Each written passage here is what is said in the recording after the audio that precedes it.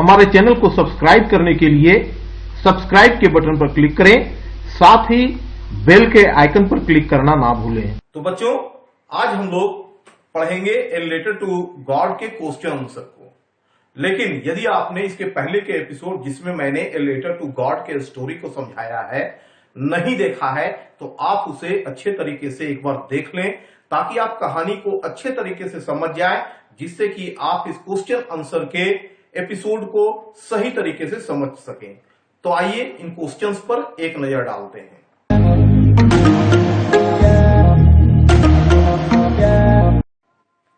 तो बच्चों, यहां पर बोर्ड पर आप क्वेश्चंस को देख रहे हैं। आप स्टोरी को सुन चुके हैं। अब मैं आपको इन क्वेश्चंस के अर्थ को बतलाते जाऊंगा, और आप यदि उस कहानी को अच्छे तरीके से समझ चुके हैं तो इन प्रश्नों का उत्तर काफी आसान होगा। आइए इसे जानते हैं। जैसे क्वेश्चन नंबर 1 को देखें, what did Lanco hope for? Lanco को क्या की आशा थी? तो जैसा कि स्टोरी में मैंने बतलाया है कि लेंको एक किसान था, फसल उसके खेत में लग चुके थे, अब केवल उसे कुछ बारिश की आवश्यकता थी। तो यहां पर आपको क्या आंसर देना है कि लेंको को कुछ बारिश की आवश्यकता थी। ये उत्तर इसी प्रश्न से निकल जाता है। आप यहां ध्यानपूर्वक देखिए, इस क्वेश्चन में what did Lanco hope for, यहां डिड है जो कि V2 है, और लेंको सब्जेक्ट है, उसके बाद वर्ब है होप जो V1 है।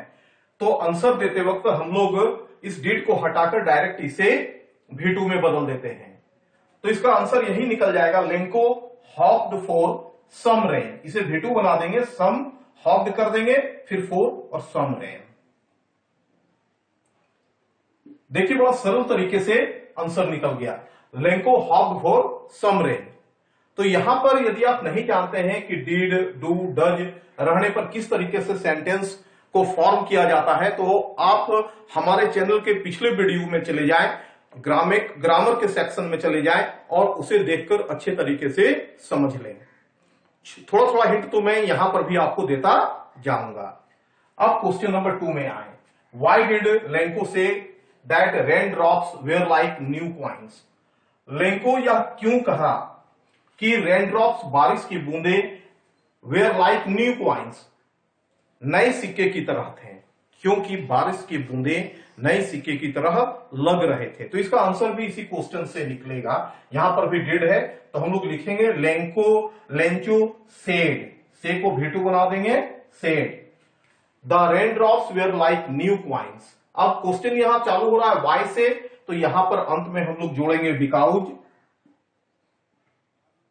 और फिर यहां हम लोग थोड़ा लिख देंगे the rain drops were seeming like new coins. The rain drops were seeming like new coins, क्योंकि रेन ड्रॉप्स नए सिक्के की तरह लग रहे थे। तो आंसर देखा आपने, कितने सरल तरीके से लिख लिया।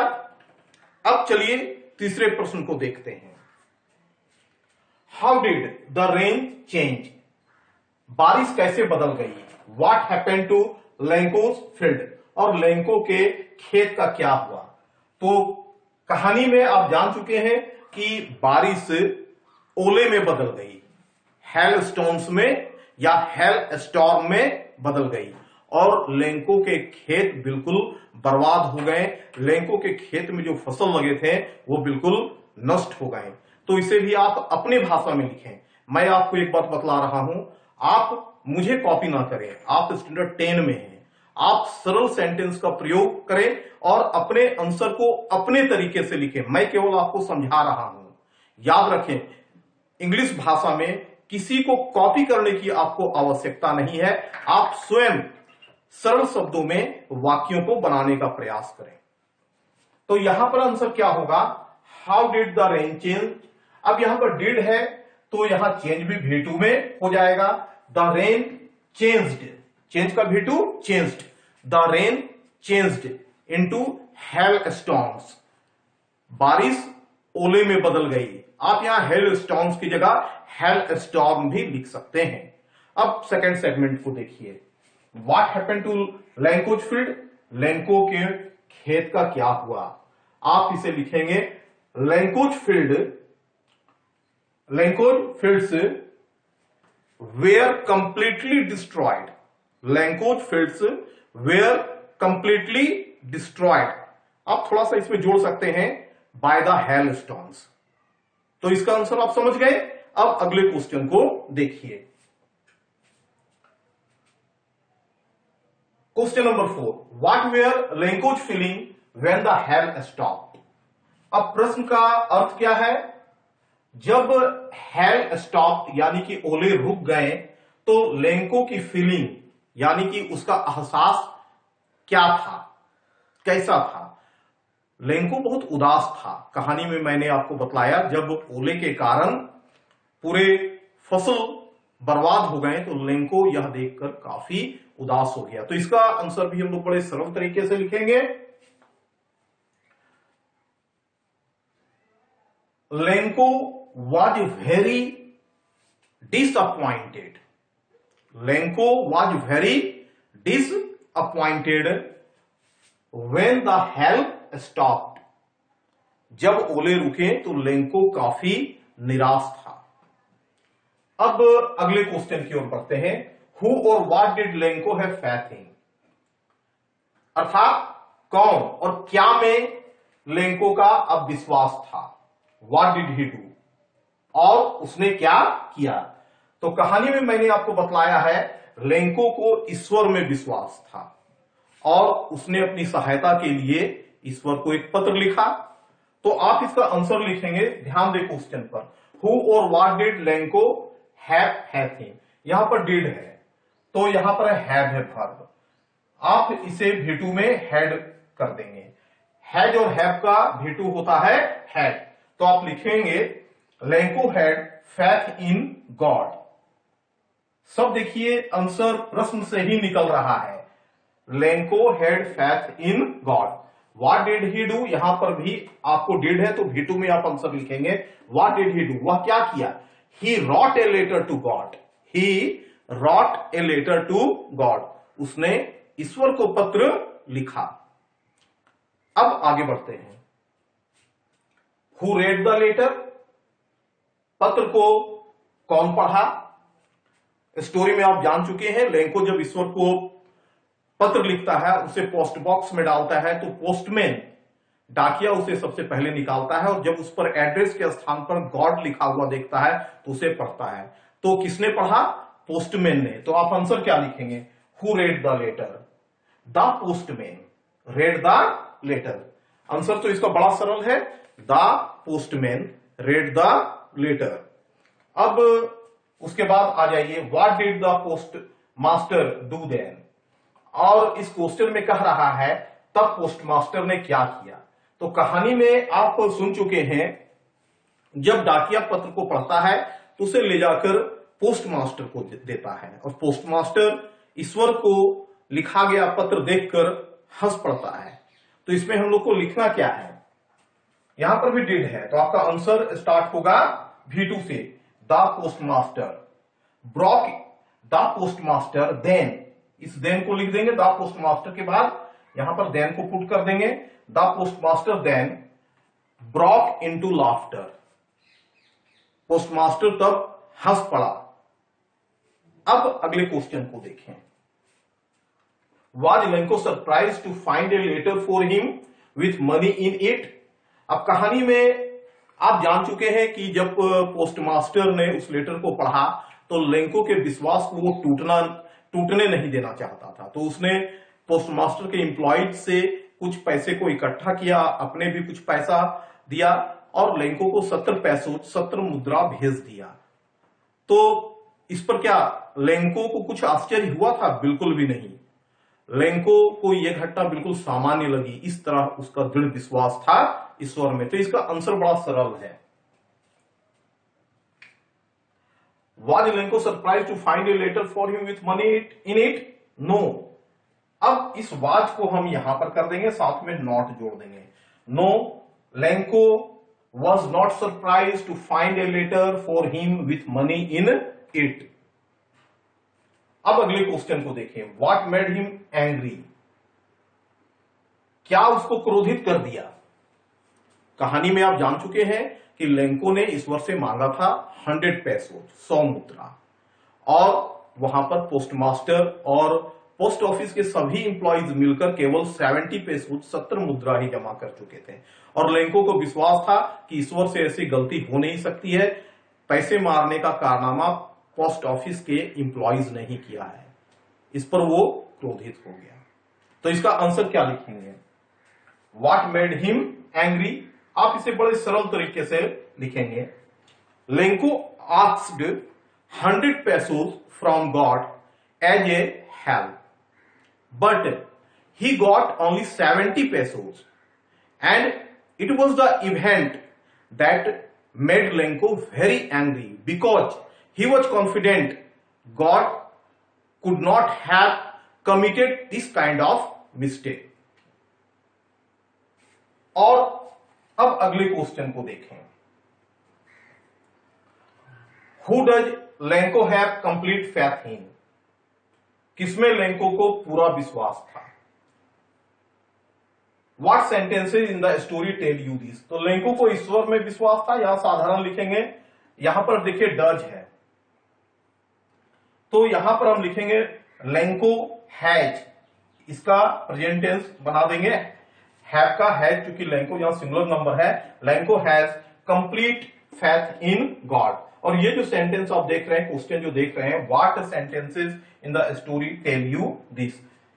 स्टोरी के कौन से, कहानी के कौन कौन से सेंटेंस इसे कहते हैं? तो जनरली इस तरह का प्रश्न एग्जामिनेशन में आता नहीं है, लेकिन यदि आप इसे करना चाहते हैं तो पुस्तक में से कुछ सेंटेंस को छाट लें और उसे याद कर लें। आपको यह याद करना पड़ेगा। चलिए अब आगे बढ़ते हैं। अब क्वेश्चन नंबर 11 को देखिए। क्वेश्चन में कह रहा है, why does the postmaster send money to Lencho? Postmaster Lencho को पैसे क्यों भेजता है? Why does he sign the letter God? और वह पत्र पर गॉड का हस्ताक्षर क्यों करता है? अब जैसा कि आप लोग कहानी में सुन चुके हैं कि पोस्टमास्टर नहीं चाहता है कि लेंको का विश्वास ईश्वर से उठ जाए, इसलिए वह उसे पैसे भेजता है। और second segment, why does he sign the letter God? वह लेटर गॉड का हस्ताक्षर पत्र पर इसलिए करता है क्योंकि वह चाहता है कि लेंको को यह लगे कि ईश्वर ने स्वयं उसे पैसे भेजा है। अब हम इसे अंग्रेजी में किस तरीके से लिखेंगे, आइए इसे जानते हैं। यहां पर डज है जो कि V5 है, यहां पर सेंड है, ये V5 है और ये V1 है। जब आंसर हम लोग लिखते हैं तो जब क्वेश्चन में V5 रहता है तो सब्जेक्ट के बाद का V1 को V5 में बदल देते हैं। तो यहां हम लिखेंगे द पोस्टमास्टर सेंड्स, यहां हम S जोड़ देंगे, sends money to Lencho because he does not want to shake Lencho's faith in God. अब आप इस सेकेंड सेक्शन में आ जाए, why does he sign the letter God? अब यहां पर भी डज है तो यहां पर हो जाएगा he signs the letter God on the letter because the postmaster wants that Lencho should understand that God has himself sent him the money, कि ईश्वर ने स्वयं उसे पैसा भेजा है। तो आप इस क्वेश्चन के आंसर को समझ गए। आप यदि इसे नहीं लिख पाए हैं तो वीडियो को रिवर्स करें और एक एक शब्द को सुनते हुए उसे अपने कॉपी में लिखते जाएं। अब आप क्वेश्चन नंबर 12 को देखें। Did Lencho try to find out who had sent the money to him? क्या लेंको ने यह खोजने का, जानने का प्रयास किया कि किसने उसे पैसे भेजा है? Why not? क्यों और क्यों नहीं? तो लेंको यह जानने का प्रयास बिल्कुल नहीं किया क्योंकि उसे ईश्वर में पूरी आस्था थी कि वह ईश्वर से जो सहायता मांग रहा है ईश्वर उसकी सहायता जरूर करेंगे। इसका भी आंसर इसी क्वेश्चन से निकलेगा। देखिए यहां है did Lencho try to find out who had sent the money to him. यहां पर जब हम आंसर लिखेंगे तो इसके आंसर को जान चुके हैं। लेंको यह जानने का प्रयास नहीं किया कि उसे किसने पैसे भेजा है। तो सबसे पहले हम लोग लिखेंगे नो, उसके बाद कॉमा दे देंगे, फिर इस डिड को लेंको यानी सब्जेक्ट के बाद पुट कर देंगे और नॉट जोड़ देंगे, तो होगा no Lencho did not try to find out who had sent the money to him.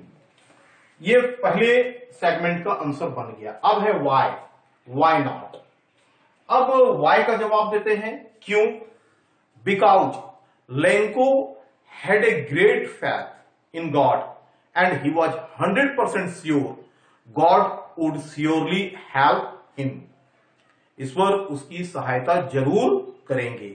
अब थोड़ा सा यहां जोड़ दें कि 30 पैसों कम पाकर लेंको क्रोधित भी हो जाता है, इसे थोड़ा सा यहां लिख दें।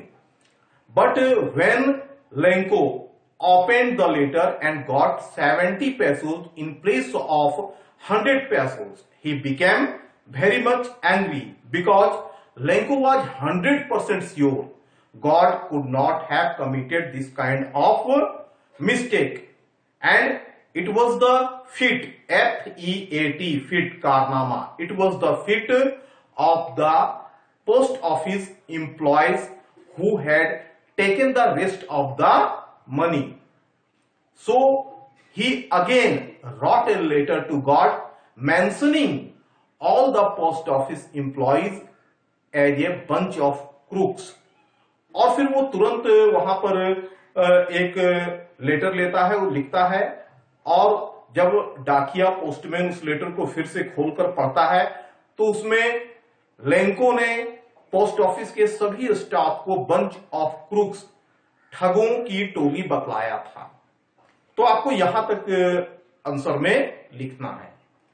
अब आइए आगे बढ़ते हैं।